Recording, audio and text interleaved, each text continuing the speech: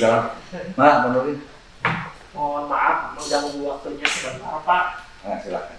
Kebetulan saya mendapatkan tugas dari program pendidikan guru penggerak untuk melakukan wawancara dengan Bapak terkait dengan dilema etika, pendidikan moral serta pengambilan keputusan Pak. Mohon kiranya ada waktu untuk menjawab pertanyaan-pertanyaan yang akan saya sampaikan Pak. Insya Allah, enggak. Yang pertama Pak, kaitannya dengan identifikasi kasus-kasus yang merupakan dilema etika ini Pak ya. Ada di antara kebijakan-kebijakan ataupun hal-hal yang timbul ketika Bapak menjalankan tugas sebagai kepala sekolah gitu. Yang kaitannya dengan dilema etika ataupun pendidikan moral. Misalkan untuk memutuskan sesuatu menurut Bapak itu adalah sebuah dilema, atau mungkin pendidikan moral itu ada masukan ataupun ada bisikan dari yang lain gitu kaitannya dengan yang Bapak putuskan. Kira-kira identifikasinya seperti apa Pak? Ya, terima kasih Pak Nurdin. Kalau menurut pandangan saya dari berbagai macam kasus gitu ya, karena kan kita setiap tahun juga berubah-ubah gitu ya. Karena kita dinamis gitu ya. Tentu saja kita harus betul-betul memperhatikan dulu ini kasusnya seperti apa dan identifikasi yang benar dulu. Jangan sampai kita tergesa-gesa. Nah, setelah itu kemudian kita buat alternatif kebijakan A, kebijakan B, kebijakan C. Jadi 3 kebijakan itu kita timbang-timbang. Nah, kita sudah punya dengan analisis kita. Kita mau ngambil misalkan setelah di analisis itu kita akan mengambil B. Tapi kita coba juga floor dengan rapat para wakas seperti apa. Tapi kita sudah punya yang sebenarnya kita akan ambil itu B. Nanti kalau ada wakil datang kita bersama-sama musyawarah itu alasan untuk B itu kita sudah punya alasan yang kuat. Biasanya yang saya lakukan seperti itu. Jadi kita tidak akan terombang-ambing. Kemudian yang keduanya kita tetap di mata teman-teman kita demokratis. Baik Pak, terima kasih. Selanjutnya mungkin Pak, kalau misalkan ketika Bapak mengambil sebuah keputusannya, terutama kasus-kasus yang terdapat sebuah dilema antara misalkan 2 kasus yang sama-sama benar ataupun memiliki nilai kebajikan gitu ya. Contohnya misalkan dalam memutuskan mengenai kesejahteraan guru gitu. Kesejahteraan guru kan itu adalah suatu kebenaran juga kan untuk memberikan kesejahteraan kepada guru. Tapi di dalam BOS itu kan tidak ada, aturannya kan tidak ada. Nah, bagaimana Pak menurut Bapak putusan tersebut diambil gitu Pak? Karena kita kan sebagai ASN ya, kita lihat aturan gitu. Dan kalau kita lihat dari aturan, misalkan di BOS itu kemudian tidak ada, nah kita juga di ASN juga aturan yang tidak ada, kita ambil alternatif yang ketiga. Jadi kan kita khususnya di SMK 1 kan punya BLUD. Jadi kita gali potensi BLUD yang ada di SMK Negeri 1 itu, bagaimana dengan BLUD itu kemudian pegawai guru, kemudian tenaga kependidikan, mudah-mudahan ada peluang mendapatkan kesejahteraan tanpa kita melanggar aturan. Jadi harus ekstra hati-hati Pak dalam memutuskan ya. Tetapi Bapak sudah memiliki solusi alternatif yang lain ya. Jadi kesejahteraan tetap ada gitu ya. Kemudian aturan juga tidak dilanggar gitu Pak. Untuk seperti itu Pak, kira-kira langkah-langkah apa atau prosedur seperti apa yang biasa Bapak lakukan gitu, untuk supaya kesejahteraan tetap jalan, kemudian BOS juga tidak dilanggar. Langkah-langkahnya bagaimana? Jadi tetap kita ada prioritas, bukan ada prioritas. Jadi kalau BOS itu kan di bulan November biasanya kita sudah mulai memasukkan ke dalam aplikasi ARPAS gitu ya. Di sana kan nanti kita ada kelemahan Dari rapor tahun lalu kita ada kelemahan. Kelemahannya apa? Itu jadikan sebagai prioritas. Nah, nanti yang sudah bagus ya kita pertahankan. Cuma kalau yang lemah itu anggarannya ditambah untuk mengatasi kelemahan yang di tahun yang lalu. Kemudian tentu saja kita punya visi misi karena kita ingin sekolah kita siswanya berprestasi. Jadi nanti kita harus ada trik khusus bagaimana menangani khususnya yang kalau berkaitan langsung dengan akademis mungkin LKS, kemudian ada FLS lain gitu ya, KSN, atau di lomba-lomba yang lain khususnya untuk yang ekstrakurikuler, kita harus perhatikan karena kesempatan memiliki sertifikat atau juara di akademis sedikit, tetapi kalau kita ambil dari ekstrakurikuler banyak. Hanya kalau kita tidak masuk LKS kan kita jadi sekolahnya nggak keren, ya artinya kualitas sekolah kita jadi dipertanyakan. Jadi itu ukur melalui LKS. Ya, pinter-pinternya kita pada saat kita di bulan November bagaimana memasukkan raport mutu di sekolah kita supaya nanti di tahun yang akan datang kita tetap grafiknya itu naik. Hebat sekali Pak identifikasi yang sudah Bapak lakukan ya terhadap sebuah masalah-masalah yang muncul.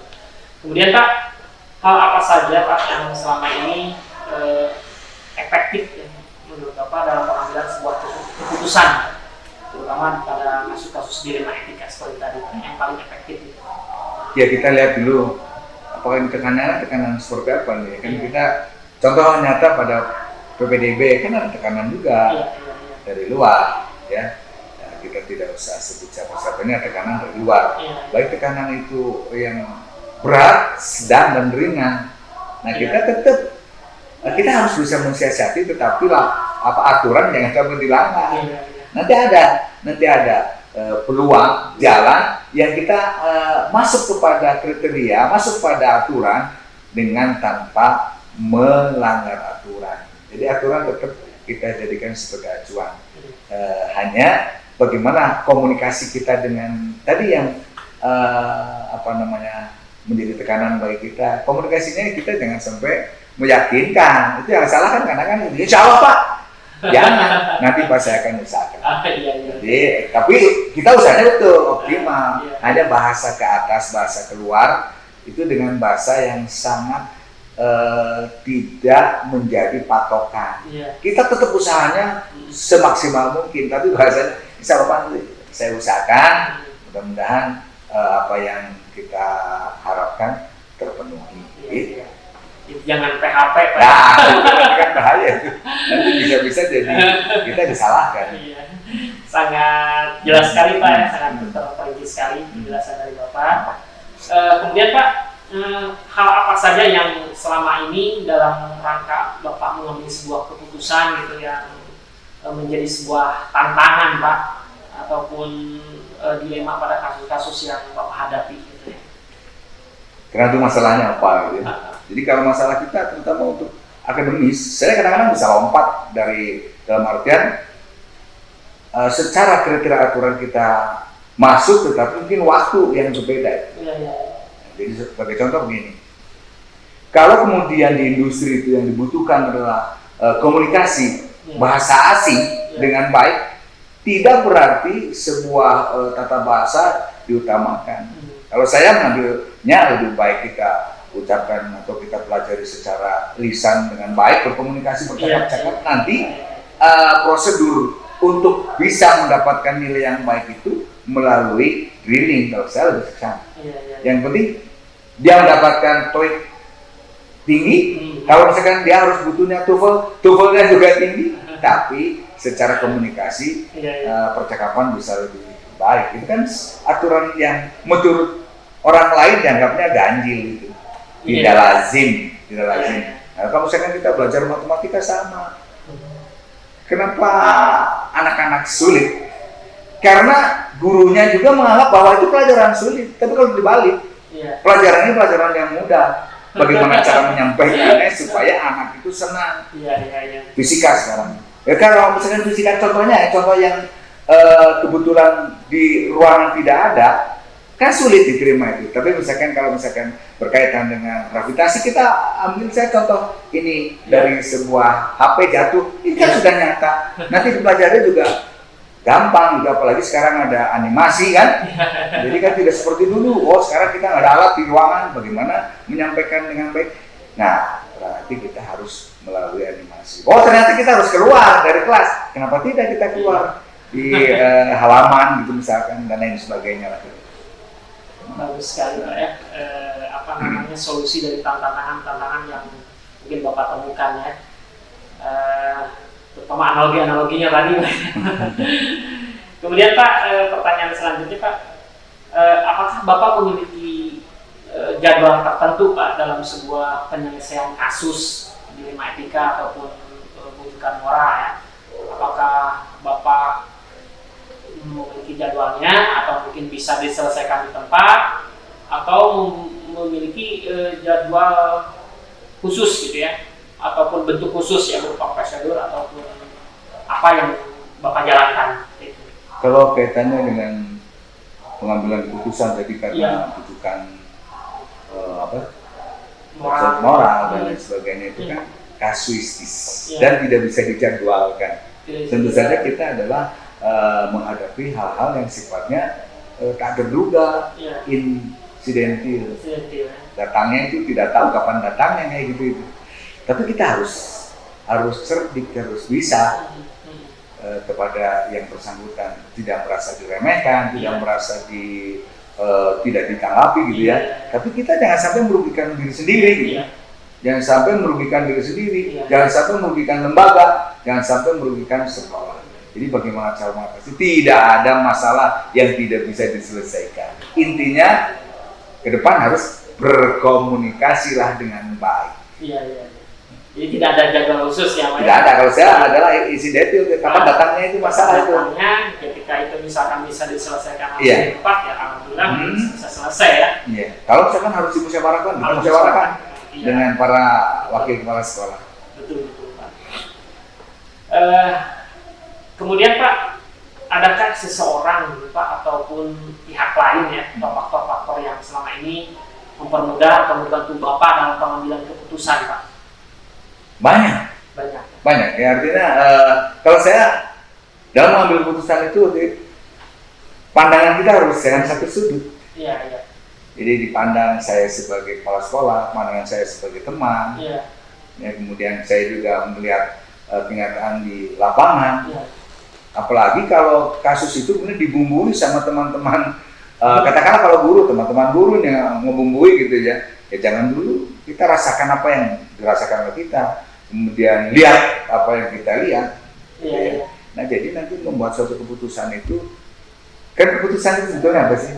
Memperingan, meminimalis masalah. Jadi jangan sampai kita membuat satu keputusan malah timbul masalah. Jadi meminimalis masalah. Jadi sebuah keputusan tidak akan menyelesaikan masalah total, tapi meminimalis. Jangan sampai nanti setelah kita putuskan justru masalahnya melebar gitu ya. Betul Pak. Ternyata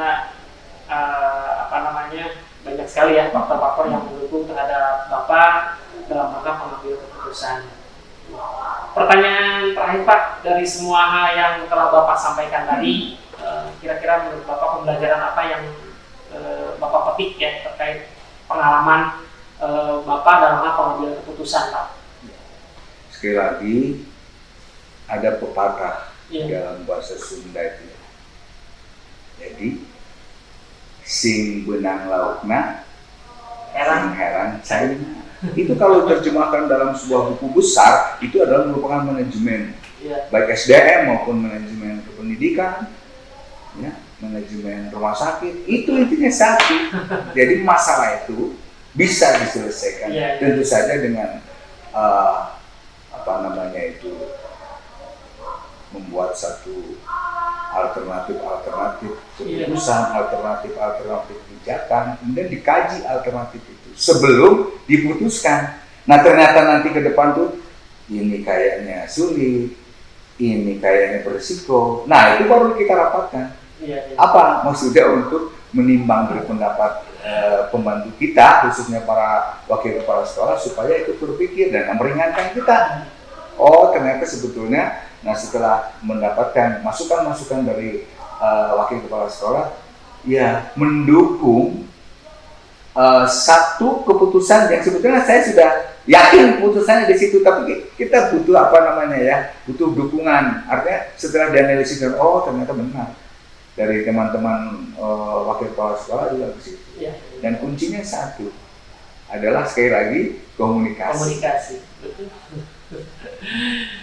Aduh, terima kasih Bapak, menarik sekali ya apa yang Bapak sampaikan, dan juga bisa menjadi sebuah pengetahuan, informasi, pencerahan bagi saya ya, terutama bagi saya yang sedang melaksanakan program pendidikan guru penggerak. Terima kasih Bapak sekali lagi atas waktunya. Mohon maaf sudah mengganggu aktivitas Bapak. Selamat Pak Nurdin untuk mengikuti kegiatan guru penggerak. Mudah-mudahan bertambah banyak wawasan, kemudian juga pengetahuannya untuk nanti ke depan dijadikan sebagai acuan pada saat kita nanti ke depan memegang pucuk pimpinan. Amin. Terima kasih. Waalaikumsalam.